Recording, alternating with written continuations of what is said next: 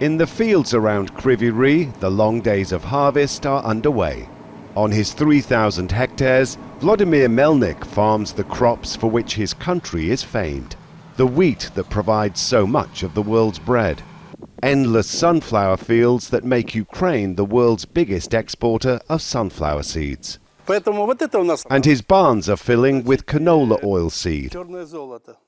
Black gold, he calls it. Farming for him in wartime, he says, is an act of service. In my opinion, food security means national security. There's no use crying over it. You need to work, think how to survive and how to win. Since the destruction of the Kakhovka Dam in early June, this part of Ukraine has been struggling to find sufficient water. Vladimir has had to dig wells to get the thousands of litres his farm needs daily. In neighbouring smallholdings, villagers struggle to water vegetable gardens upon which they rely.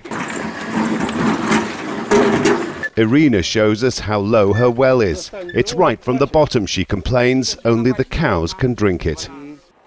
While vegetable farmer Alexander says he only has a few weeks' water supply remaining, with many of his crops already parched. As for our vegetables, we're still watering them, but we have to hope, God willing, for a rainy year.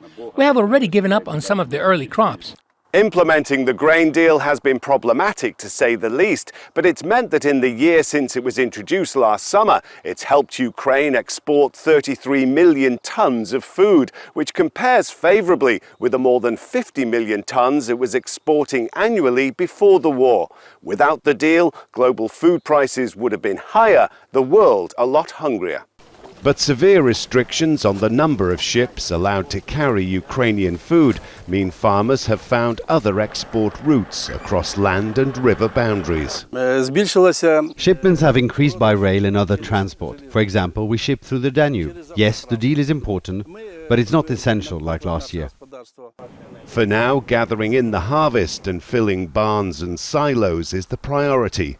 Questions over how much of Ukraine's abundant food can be shipped to the world will have to wait. Rob McBride, Al Jazeera, Kryvyi Rih, Ukraine. Now, north of Crimea, Ukraine's counteroffensive